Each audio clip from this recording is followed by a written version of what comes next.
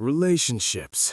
I need to get this off my chest because it's been eating me alive for 2 years now. This happened back in 2023, right here in Chicago, the city that never sleeps but sure as hell knows how to break hearts. My name's Mark Thompson. Picture a 42-year-old accountant standing at 6'2" with broad shoulders from years of weekend CrossFit sessions at the gym on Randolph Street. I've got these piercing green eyes that my wife Lisa always said made her weak in the knees, and a neatly trimmed beard that she'd run her fingers through during our quieter moments. Yeah, quieter, because our life wasn't always the drama bomb it became. We met in 2005 at Northwestern University during a frat party on Sheridan Road. Lisa was this petite brunette bombshell, 5'4", with freckles sprinkled across her nose like cinnamon on latte foam and curves that could stop traffic. Her laugh? Sultry, low, the kind that vibrated through you. That first night, we snuck off to my dorm on Foster Street, and let's just say the chemistry was explosive. Clothes hit the floor faster than you could say Windy City, her nails raking down my back as I pinned her against the wall, our bodies moving in perfect sync, sweaty, urgent thrusts that left us both gasping. She whispered dirty nothings in my ear about how she loved feeling me deep inside her, and I was hooked. We dated hot and heavy, weekends exploring the city, picnics in Millennium Park, stolen kisses under the bean on Michigan Avenue, and nights in cheap motels where we'd experiment, her on top, riding me slow and teasing, or me taking her from behind, hands gripping her hips as she moaned my name. Married in 2008 at a small ceremony in Grant Park, we settled into a cozy 2-bedroom apartment on Oak Street in the Gold Coast neighborhood, with views of Lake Michigan that made sunrises feel magical. Life was good. Mornings with fresh coffee from Intelligentsia on Division Street, her yoga-toned body pressing against mine in bed, initiating quickies before work, her lips trailing down my chest, taking me in her mouth with that expert flick of her tongue that always drove me wild. But by 2023, the flame had dimmed. My job at the accounting firm in the Loop on LaSalle Street had me pulling 60-hour weeks, crunching numbers for corporate giants. I'd come home exhausted, collapsing on our leather couch from Crate and Barrel on North Avenue. Lisa, now 40 and a certified yoga instructor at Core Power Yoga on Wabash Avenue, was thriving in her career. She'd leave early for classes, coming back glowing, her skin flushed like after one of our old passionate sessions. But intimacy? Rare. I'd try, running my hands up her thighs under her Lululemon leggings, kissing her neck the way she liked, but she'd pull away, citing fatigue or headaches. Suspicions started small. Longer classes, mysterious phone calls she took in the bathroom, that new perfume, something musky and seductive, not her usual vanilla scent from Bath & Body Works on State Street. The breaking point came on a rainy October evening. Thunder rattled the windows of our apartment as I got home early from a canceled meeting. Lisa had dashed out for errands, leaving her iPhone buzzing on the marble kitchen island. I ignored it at first, pouring a scotch from our bar cart, but it kept vibrating. Glancing over, a preview from Alex. God, your curves last night. Can't wait to feel you again. Meet at the usual spot? My blood turned to ice. Who the fuck was Alex? I unlocked it. Her passcode was our anniversary, 0808, and dove in. Hundreds of texts, explicit as hell. Your ass in that thong killed me. Bent over the bed, taking every inch. Moan louder next time, babe. I love when you scream my name during. Attachments, blurry selfies of her in lingerie I'd bought her from Victoria's Secret on Michigan Avenue, sent to him.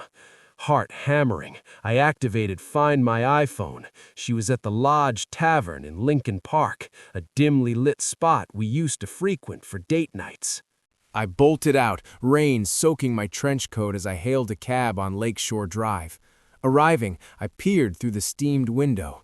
Lisa, in a tight red dress that hugged her breasts and hips, laughing with this guy, Alex, early 30s, muscular build from obvious gym time, tattoos of dragons curling up his forearms, dark hair slicked back, and a jawline that could cut glass.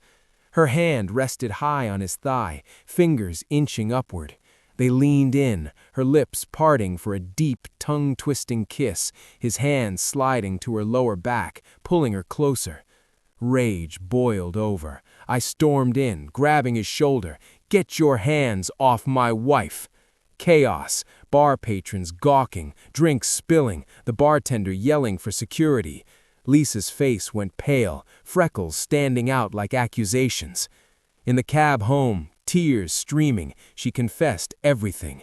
Alex was her personal trainer from the yoga studio's gym annex. It started with flirty banter during sessions, him spotting her squats, hands lingering on her waist. Escalated to coffee meetups at Starbucks on Wells Street, then full-blown affair.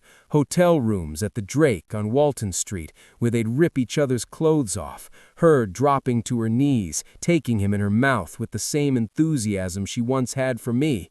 Him flipping her over, pounding from behind as she clutched the sheets, begging for more.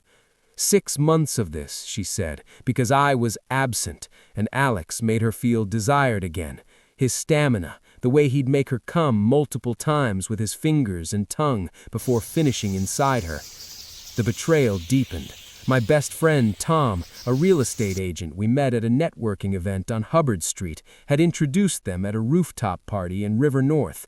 Tom knew our marriage was rocky. I'd confided in him over beers at Billy Goat Tavern on Lower Michigan Avenue, and he encouraged the friendship, even covering for them once by saying Lisa was at a girls' night. I felt like a fool. That night, I packed her bags, screaming obscenities as she sobbed on our balcony overlooking the lake. Filed for divorce the next morning at the Daily Center on Washington Street, hiring a shark lawyer from a firm on Monroe Street. Moved to a cramped studio on Dearborn Street, drowning sorrows and dives like Hopleaf on Clark.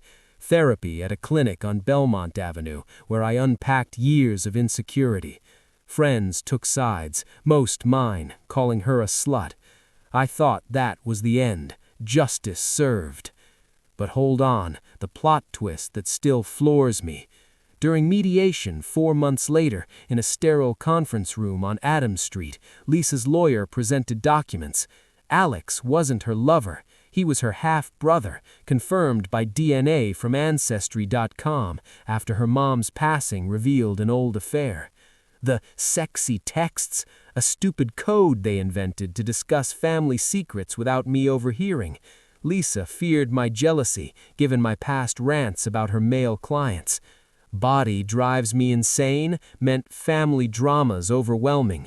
The lingerie pic was a joke about a thrift find from a store on Armitage Avenue. The bar kiss, a familial peck on the cheek, distorted by the rain and my angle. Tom, he knew the truth and tried hinting, but I brushed him off as meddling. And the real kicker? Lisa had been planning a surprise reunion party for our anniversary, inviting Alex to meet the family at our favorite spot, the Signature Room on the 95th floor of the Hancock Building. My paranoia not only wrecked our marriage, but exposed my own issues. I'd been the one emotionally distant, projecting my fears. We attempted reconciliation, couples therapy on Diversity Parkway, rekindling with weekend getaways to Door County, where we'd recreate old passions, slow, sensual sex by the fireplace, her body arching under mine as we rebuilt trust. But it was too late. The doubt poisoned everything. Last year, she moved to New York for a new job, and I'm dating casually, but every text buzz makes me flinch. Chicago's winds carry whispers of what-ifs. Moral: jump to conclusions, and you might leap off a cliff.